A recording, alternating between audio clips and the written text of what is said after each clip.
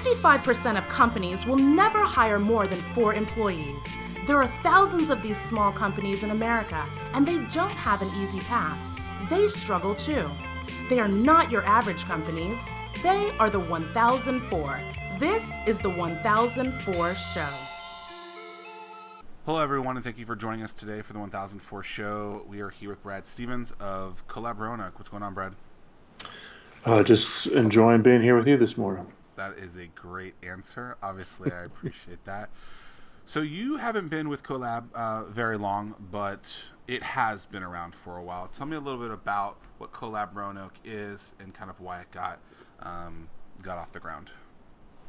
Yeah, so essentially, we are the very definition of a co-working space here in Roanoke. We've been around about 3 years, a little over 3 years at this point.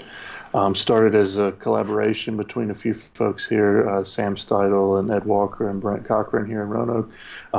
Kind of grew out of a need to do something innovative. Ed has long done CityWorks Expo, which is now housed within us, which is a placemaking conference, and so they've always looked for innovative things to do, and so this was kind of one of their answers for an innovative thing that could be done here in Roanoke. And it got started in what year? So that would have put us in 2014, I believe, maybe late 2013. It's a little complicated because Sam Steidel had been doing a lot of the same kind of work, and Ed kind of came in and they together built it up.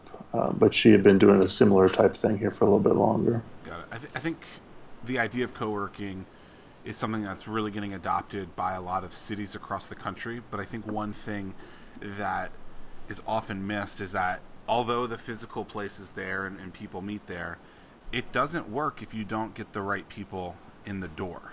And I think oftentimes when you think of kind of your traditional incubators from the 80s and the 90s, I think co-working and accelerators have kind of morphed into those places, and the key when you see them successful, I think, is two things. One is the people that are in it, and two is led by a director or a series of people that have kind of business experience and love it. And I think that's one of the reasons why you guys have continued to grow throughout time, and you're taking on a new position at this, but I can just see from your facial expressions that you agree with that. Like, the people is the most important thing. And how do you guys, so with that being said, how do you guys kind of curate and make sure that the right people are becoming members? So I mean, it's hard. It's because you never know. I mean, it's like a job interview with anything. You never know who that person is until they get there and start doing stuff. And so there are definitely people that don't fit. We've been very lucky in that there are a number of people that aren't perhaps the biggest proponents of the community, but we don't really have anyone disruptive here. And so that's the biggest thing, that anyone that's kind of in a disruptive space kind of self-selects out. And so we've been very lucky in that regard. We have a wide variety of people that come in here, but we're very open to say anybody's welcome to come in. But we offer very short-term leases in terms of those folks that don't feel comfortable often don't stick around very long. So if someone's looking for, I don't know, a traditional Regis-style office space, and they work out there and they say, oh, I have to work next to my friends who aren't my friends, this is very awkward, they weed themselves out. And so you don't have to have those hard conversations. I mean, there are a few, but yeah.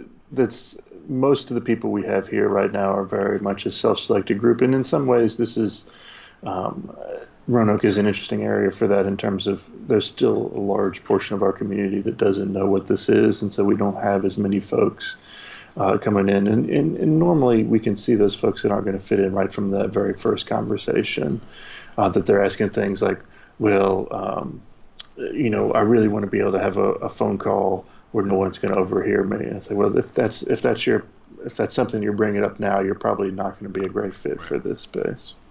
So you said two things that I want to talk about.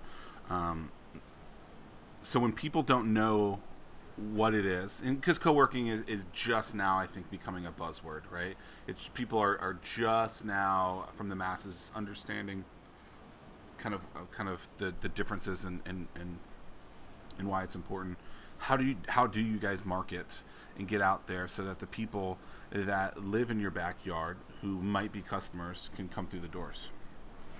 So this is actually really interesting. It's one of the things that I'm interested in taking on at this point. We have never done really a formal marketing campaign. It's almost all been word of mouth and social media stuff. Um, the way that we've kind of gotten people in is we have essentially at the beginning it was anyone who's doing anything interesting, we'd love you to be in our space. And so we gave away a bunch of memberships at the beginning. Now, Forever, uh, or just like a no, month? we would, if somebody was doing something interesting, we're like, hey, you want to be a sponsored member here? We'd love to have you in the space. And then, there's frequent turnover in the co-working space. So those folks often, they're doing that interesting thing for 3, 6 months, and then they start some other job. And so they're not in there anymore. And so really, we haven't had that many issues. But we also have every Wednesday we have a community meeting in here. We've been really lucky that one of our core tenants is a leadership consulting group, and so they have people coming in here all the time to do meetings and things Right. along those lines. So it's really been an organic process thus far. What happens at those community meetings? We have a conference that we run out of the CoLab that kind of expands beyond just the business focus to a more general community development focus called CityWorks Expo. And so every Wednesday we have what we call Expo Wednesdays, where we have a different speaker. We kind of try and mix it up, anything from someone come and share what innovative things their nonprofit is doing to here's some business basics types things you could do to, here's how to make your brain work in the right way. I think this evening we have, what is it, education for the future, how people learn and how to adapt teaching styles to ways that people actually will listen to as we move forward and education changes in the 21st century. Very interesting. So, what's the lay of the land of the businesses or the people in there? Like, what percentage of people are business owners, employees, teams, and then kind of what type of businesses and skill sets do they have? Yeah, and this has been another interesting thing is that I think that when we first started, we thought that this was really going to be just for entrepreneurs and things along that line. It's really morphed now that it's we probably have 35%, 35 to 50 somewhere in there any given time that are remote workers and or solopreneurs, and then the remaining 50% of those more traditional entrepreneurs and the kind of small businesses. We have some fairly large office space, so we have 2 or 3 companies that have 5, 6 employees in here, and then we have. But that bread and butter is really those small businesses, solopreneurs, and remote workers here. Very interesting. So you said you've been open since 2013. We're talking to Brad Stevens of CoLab Roanoke. So you've been open for a couple of years, and one of the things that has been important is that you've really built that community behind it. When you thought someone could be a good fit, you basically invited them in and said, hey, we'd like to give you let's just call it a free trial or sponsored trial to get you in there, make other people see you there. But something that you guys are focused on now or starting to learn about is a formal marketing campaign. What does that look like to you? And knowing that who you thought you were going to be for, the traditional entrepreneur, and that's only half of the people in there. Like, how do you put together a marketing plan or a marketing campaign, knowing that you have very different looking type of skill sets in there? That's a great question. We're the passenger rail is coming to Roanoke later this year, and so for us, we're trying to figure out how to leverage this space as a way for that. And so that's really focused on that remote worker vibe, so that you have those folks. We're hoping that live and work in DC now. Hey, come live and work in Roanoke, where cost of living is a quarter of what it is up there. So those kind of things. We also we're trying to figure out how to tap the medical school here in town is growing gangbusters. So how to figure out that trailing spouse stuff here in town, how we can leverage some of that stuff. And then the real crux of it all, though, is that what we're marketing is not, the internet and the cool space and the stuff. There are going to be people that come here just for that. But we're trying to figure out how to market the community that we have here. And it's not necessarily an easy question. Because the stuff that you get out of there is not always easy to figure out how to explain that to somebody else. And I think I 100% agree with that, right? So it's kind of the thing that I started off with today, saying, people think it's a space, just build a space and everything's there. Well, and I have these conversations with the folks here in southeastern Virginia. You guys are in southwestern Virginia, and it's like, guys, the space isn't the most important thing. You guys are missing the point. We've done the curation piece. We've done the community piece. You can't just build a building and think that you put all these things in it and then it's going to work. The reason it's worked is we've curated and found those people. So do you have conversations with people in Roanoke or the surrounding kind of towns and cities that are saying, "Oh, we're going to build another building and we're gonna copy that, and it's going to be bigger and badder"? Do they understand kind of the community aspect of what you guys have built? So I've had an interesting somebody nearby that's reached out and they're like, what are the dimensions of your space? Yada yada yada. Do you have a wet lab type thing? And it's like, no, really, first off, space is important, so it has to be a neat looking space, or people are not going to want to be there. But really, to come here, you have to feel the vibe, because it really is something that you just feel when you walk in. But also that this is a very carefully curated thing, and that you probably need to have someone that's either working here as a person, as an employee, or as someone who has a vested interest in seeing this succeed, that's going to be here large portions of the day, and understands that community is what's important. And so their time and energy goes into making people happy, doing interesting things, figuring out what the niche is in that area. And I think you said something interesting there, vested interest. That kind of goes back to why those kind of traditional incubators probably haven't worked. Is it's just been an employee who has no interest in anything other than getting a paycheck, right? And when that for traditional 2-3 years might have worked, and then they start looking at results and say, well, why didn't this work? And they didn't have a vested interest into it. So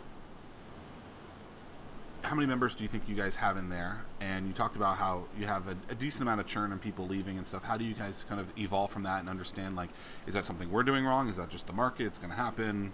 How do you kind of feel that out?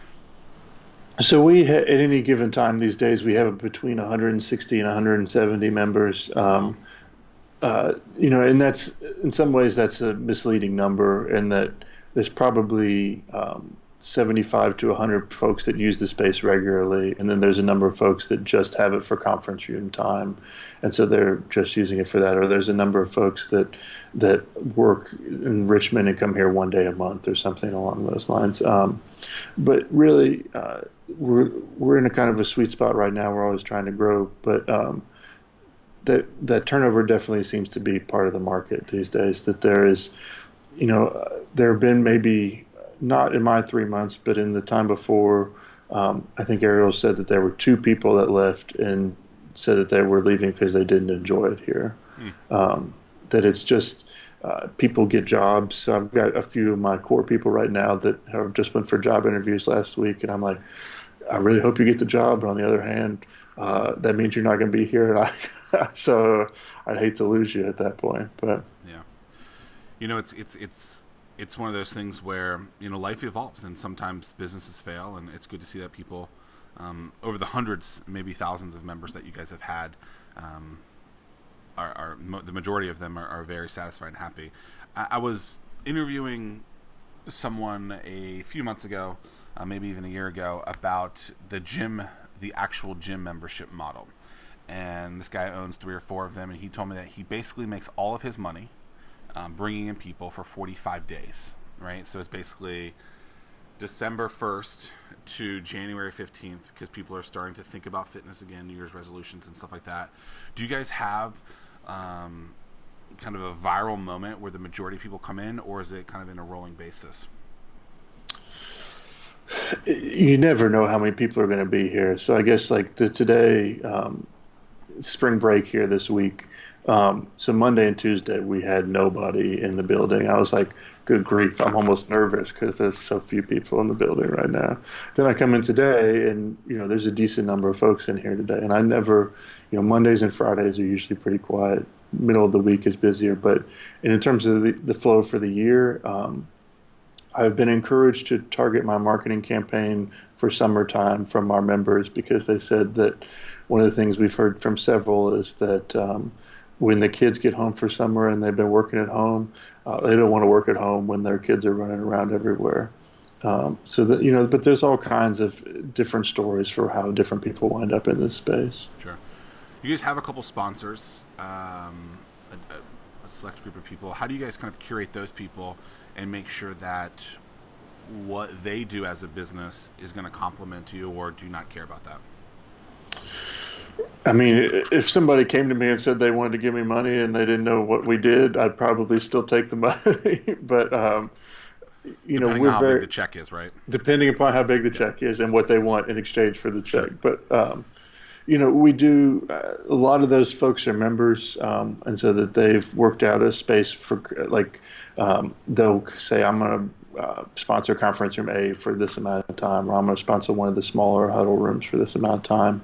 But then we have some bigger community partners, and really what we're looking for from them is a little bit of money, but more than that, just someone that we can call on and that's going to say nice things about us. And so we are very careful in terms of these are folks that, and I guess some of this goes back to that we have a community focus as well as just a business focus, that these are folks that think are doing interesting things from a banking perspective or doing interesting things from an educational perspective. So it's not just someone that's going to come in and have services that people are going to be interested in. It's more about finding that boundary between people that are doing good work and then seeing if there's some way they can financially work with us. Very interesting. Do you guys communicate with other co-working spaces across the country to learn best practices? Or do people call you and say, hey, it seems like you guys are really crushing it? Like, how do you guys communicate with, your quote-unquote competitors in different cities across the country? Well, this is a great segue into something I was hoping we were going to talk about. But at the moment, we're working on launching a statewide co-working network that's going to have, I think we've got 10 folks agreed to sign up so far. Okay. It's who knows what it's going to take in the long form. That we have hope for sponsors and stuff like that there that will trickle down to all of us. But in the very short term, it's a way to share wisdom, a listserv, to send out questions via email, something like a quarterly conference call. The future maybe looks like reciprocity, lobbying in the state house, things like that. But in the short term, really, it's something for me going from 2 employees when I came in down to 1 with me. I want to have people that I can bounce ideas off of, and so it's a great vehicle for that, and a way for us as the state to say, hey, look at this movement. The rest of you all should be taking notice of what we're doing. Very interesting. Is that a pay-to-play thing? So for the other spaces across the state, or is it just like, hey, we're very similar. Let's try and work with each other. The goal is that none of the other co-working spaces ever have to pay anything for this. That I am taking on the labor responsibilities and making it happen.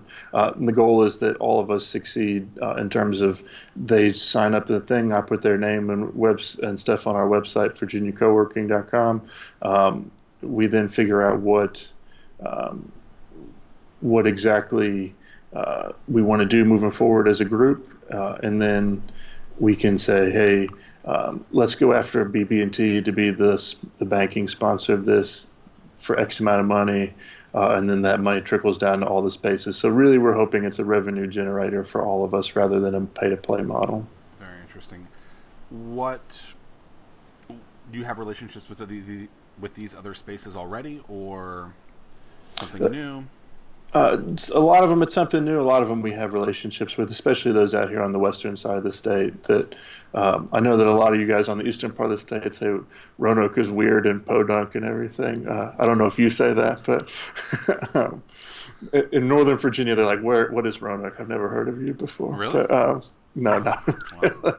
It's just our inferiority complex. I think every city and every town, big or small, has the exact same challenges. I was, because we've been working with communities now, I was on the eastern shore part of Virginia a couple weeks ago, and they were saying the exact same things. And I'm just like, guys, you're small. There's cities that are far bigger than you that have very similar challenges. Like, it's all about communication. Mm-hmm. And the ways that you guys move through it. And it's really interesting to see that it doesn't matter where or what size you are, podunked or not. I do not think Roanoke is podunked, by the way. The star city, of course. Everywhere has challenges, and it's how you communicate to get through it. So, virginiacoworking.com, is that available now? It is, yeah. Very cool. So. So how did you? So for the spaces that you didn't have relationships with, what did the email look like to introduce yourself to them? So it depends. Like if it's a smaller co-working space, I share kind of what we're doing and stuff. If it's a bigger one that I'm worried they're not going to want to talk to me, I say, hey, I just want to chat. And really, I come in with the perspective of, I don't have any answers on this. You guys have a lot of answers on stuff that you're doing. And so this kind of goes back to your community's uh, statement is that I think every community does at least one thing really well.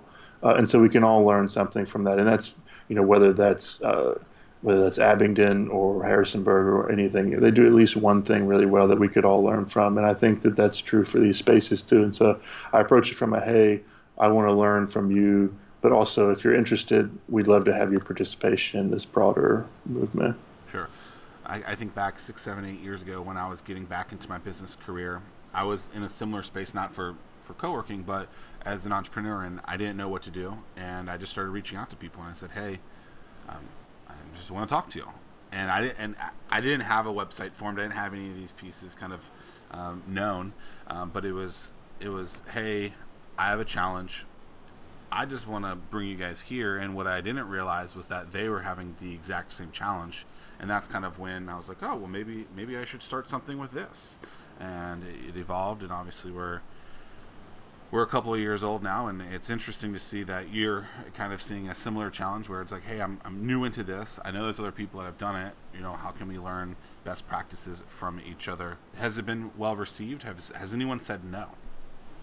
No, I mean there's one group that said we'll wait and see but it's hard for them. They haven't really started the co-working aspect. That's their next step in the process. But everyone I've talked to has been very much, hey, this sounds great. Most people have said that they've thought about it, but they don't have the time to do it. And as a new young person, I apparently have the time to do it. So, So. so we talked a little bit off beforehand about burnout. How do you ensure, and that's a hard word to say, but how do you try and not burn out, knowing that a lot of people in your space across the state, across the country, across the world do? Um, for me, it's about making sure that there's a passion alignment, and so that my personal background is social entrepreneurship, and so to make sure that there's enough where I can feel really good about that particular thing that I know that is where I find my particular energy from, that I make sure that I'm touching that space enough and living in that world enough and not worrying about the other stuff all the time. Only worrying about it when it's necessary. But I think it's also important to think about it in terms of timeline that, this for me is a 3 to 5 year thing at most. If it lasts longer than that, that's great, but I'm not going to think about it as any longer than that. If I make it 3 years, that's fantastic. I'll consider that beyond perhaps what I could have even expected at first. And so I think setting realistic expectations and making sure that you're finding that work that makes you energized as often as possible is for me, the most important part. Yeah, I think passion is so important. Loving something is so important, and if you don't love it, you probably won't have good results from it. Maybe in the short term, but not in the long term. We're talking to Brad Stevens of CoLab Roanoke. You guys can check it out at colabroanoke.com. They just started virginiacoworking.com, which connects a multitude of different co-working spaces across the state of Virginia. Brad, you are how old? 31. 31. What got you into social entrepreneurship? So I went to graduate school at Virginia Tech, studied forestry, don't know anything about trees. My whole work was on community collaborations about sustainable development. At some point, I realized in communities there's more important work than just environmental stuff. So I started a few initiatives and was just blown away by how kind of easy it was to make the connections needed to do really interesting and powerful work. So I started with Big Lick Soup, which is a model based on Detroit Soup, which is a microgrant community meal. Then moved from there into doing a technology nonprofit focused on education and helping nonprofits leverage technology more effectively, and then have worked with a number of other projects in the meantime. But that's kind of the long story short of how I got where I am. Very cool, very cool. And now you're able to take that educational piece of it and really implement it. Favorite business book? I hate business books. Read a piece of fiction, you'll learn more about people or business than any kind of business All right, book. favorite book then? Uh, uh, The Stranger by Camus. Okay, I will check that out. How much sleep do you get a night? 6, 7 hours. Family? Married, expecting at the moment. Okay, so that 6 will turn into 4 or 5, maybe. Who knows? What? How long is your commute? uh, 5 minutes. Okay, so on that commute, what do you do? I listen to NPR. Okay. So for someone that might be out here in Virginia or not, that might be thinking about starting a co-working space or maybe even just starting a business, what type of advice would you provide them? Um, make sure you set a timeline for that thing so that you don't wind up sinking everything you have into something that's never going to be a success. And make sure you have a team of people that is not necessarily a team that you're going to work with on a day-to-day basis, but make sure you have a team of folks that you can go to with questions or you can go to with other things. There's a part of me that wonders if I'm really no good at what I do because I lean on the people around me so much. But I think that's a skill in and of itself that we need to be willing to lean on those folks around us. So let's say you set a timeline and you haven't hit that goal, but you're getting close. How do you understand that you might not be there yet and you still might be on it and removing the ego from it, right? And I think that's what a lot of people struggle with is saying, okay, we do have some traction, we are making some money, I haven't hit that timeline goal of where I am, but it seems like we're getting closer, but I gave myself 24 months, I'm not there yet. How do you kind of understand and keep pursuing even if you haven't hit that timeline? I think there's a lot of components into that. I talked to somebody yesterday who said your entire business model should be based on how much you want to make to be comfortable. And so, like, are you at a place where you're not stressing your family out or you're not going to risk your relationships to move forward? Are you still energized by this process? Are you still feeling as good about it as you were before? Are you feeling better about it than you were before? But for me, I think if you're ruining your relationships over a business or anything, it's not worth it, and don't go there. I think that's smart, and I think you gave a lot of really key pieces to say, okay, it's not just months. It might not just be money. It might be the relationships that you have, your passion, etc. And so kind of having a full piece of that timeline is important. Brad Stevens is the director of CoLab Roanoke. You guys can learn about them at colabroanoke.com. And if you are a Virginia-based co-working space, be sure to check out virginiacoworking.com, which is a way to connect co-working spaces in Virginia. And who knows, maybe that'll turn into the rest of the world when Brad realizes he has even more time on his hands. Brad, I appreciate you being here today. If people wanted to connect with you, how can they do so?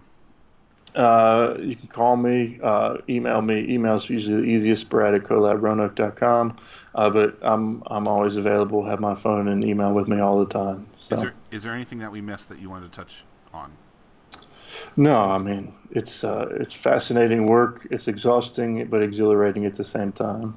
It's that roller coaster ride every single day. Brad, appreciate your time, and thank you all for watching the 1004 show. Brad, best of luck and continued success. Thank you for having me. Absolutely.